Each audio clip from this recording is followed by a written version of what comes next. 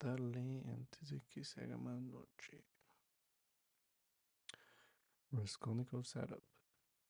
Who is this Natasio? He asked, pointing to the young man. I say, he himself again, she said. He himself, echoed the man, concluded that he had returned to his senses. The landlady closed the door and disappeared. She was always shy and dreaded conversations or discussions. She was a woman of 40, not at all bad looking, fat, and I don't know what this is or how to pronounce it. Buxom.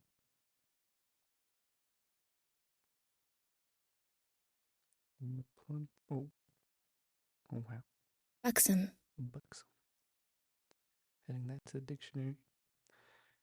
Fat and buxom, with black eyes and eyebrows. Good natured from the fatness and laziness, and absurdly bashful.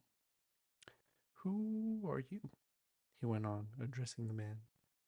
But at that moment, the door was flung open, and stooping a little,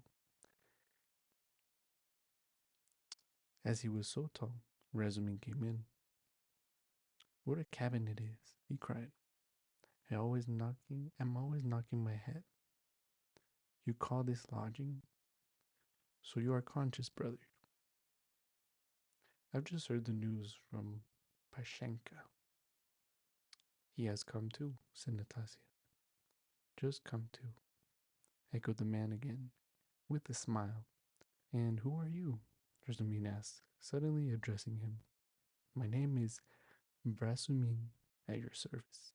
Not Razumin, as I'm always called, but Vrasumin, a student and gentleman, and he is my friend. And who are you?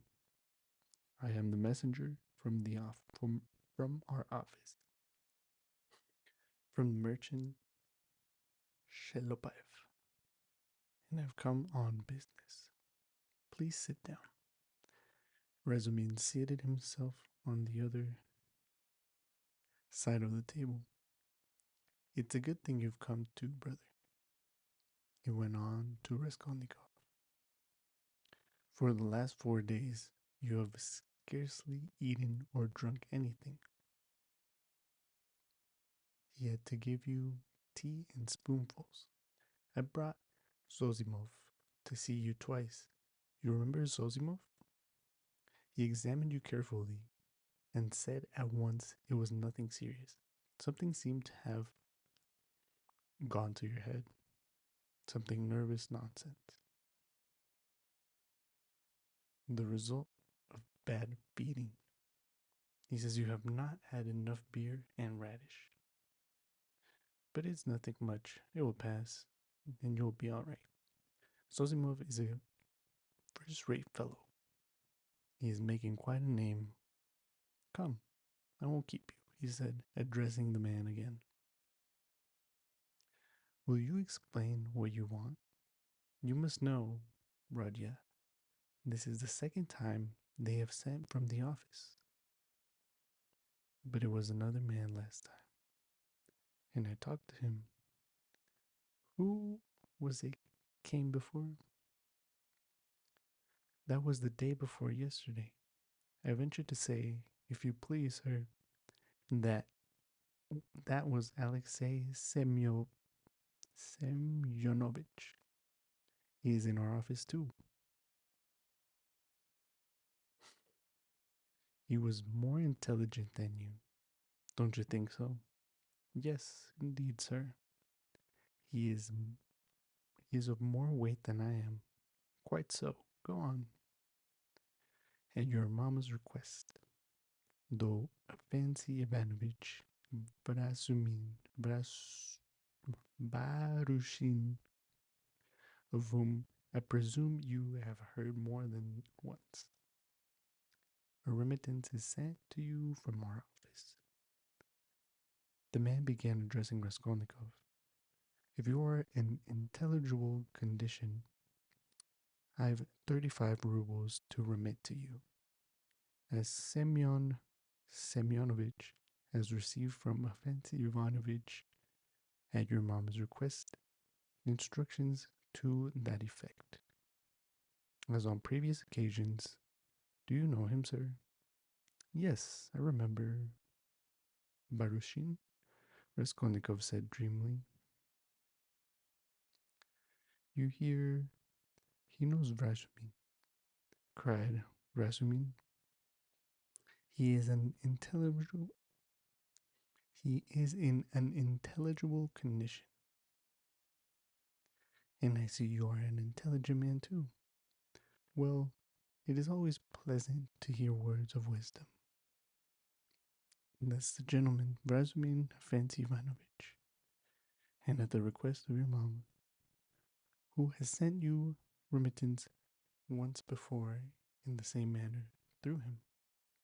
He did not refuse this time also, and sent instructions to Semyon Semyonovich some days since you had 35 rubles in the hope of better to come.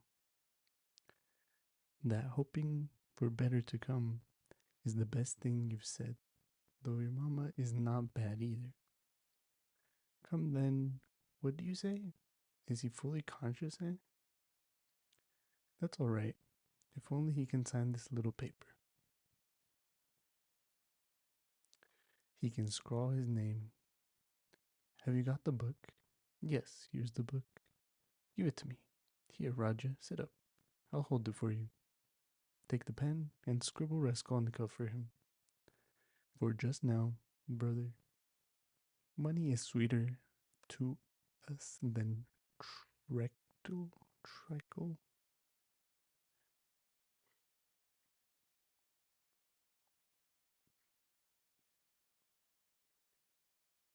Treacle. Treacle. Thick, sticky dark. Okay. It's sweeter than us than treacle.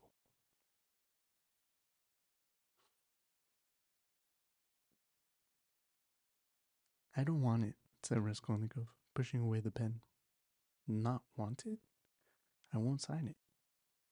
How the devil can you do without signing it? I don't want the money. Don't want the money? Come, brother, that's nonsense. I bear witness. Don't trouble, please. It's okay that he is on his travels again, but that's pretty common with him at all times, though. You are a man of judgment, and he will take him in hand. That is, more simply, take his hand and he will sign it here. But I can come another time. No, no. Why should we trouble you? You are a man of judgment. Now, Roger, don't keep your visitor. You see, he is waiting.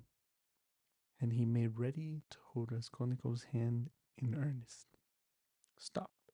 I'll do it alone, said the latter, taking the pen and signing his name. The messenger took out the money and went away. Bravo. And now, brother, are you hungry? Yes, answered Raskolnikov. Is there any soup? Some of yesterday's, answered Natasha, who was still standing there. With potatoes and rice in it? Yes, I know it by heart. Bring soup and give us some tea. Very well.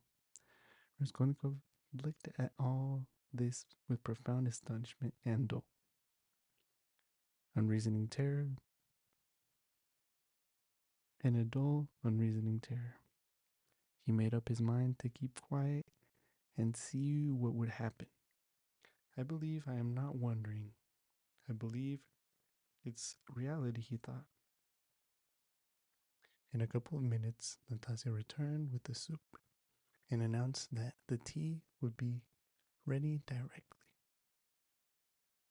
With the soup, she brought 2 spoons, 2 plates, salt, pepper, mustard for the beef, and so on. The table was set as it had not been for a long time. The cloth was clean. It would not take. No, sorry. It would not be amiss. Natasha, if Praskova Pavlovna were to send us a couple of bottles of beer, we could empty them. Well, you are a cool hand, muttered Natasya, and she departed to carry out his orders. Raskolnikov still gazed wildly with strained attention. Meanwhile, Razumin sat down on the sofa beside him. As clumsy as a beer put his left arm round Raskolnikov's head, although he was able to sit up, and with his right hand gave him a spoonful of soup, blowing on it that it might not burn him. But the soup was only just warm. Raskolnikov swallowed only one spoonful greedily. Greedily. Greedily. I don't know how to pronounce. I know it's greed, but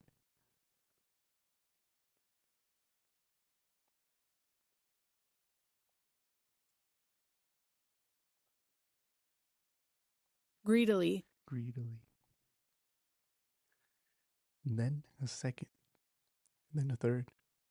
But after giving him a few more spoonfuls of soup, Razumin suddenly stopped and said that he must ask Sosimov whether he ought to have more.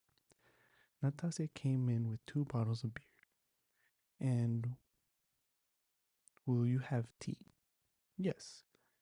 Cut along, Natasya, and bring some tea.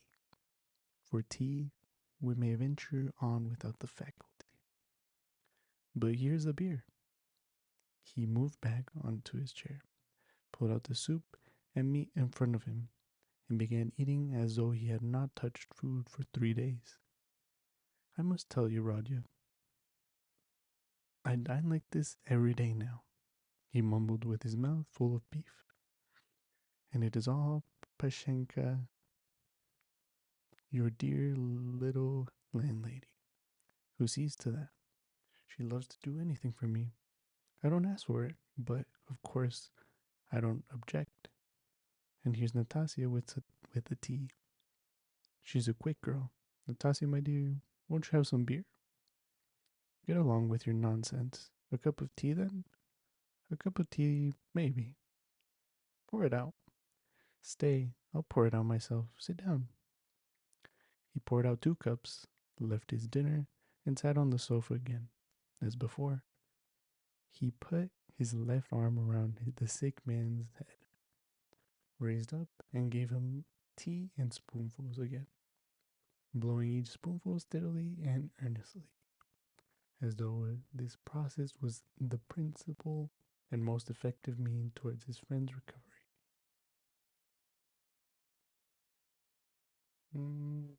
Should probably go more, but it's already late.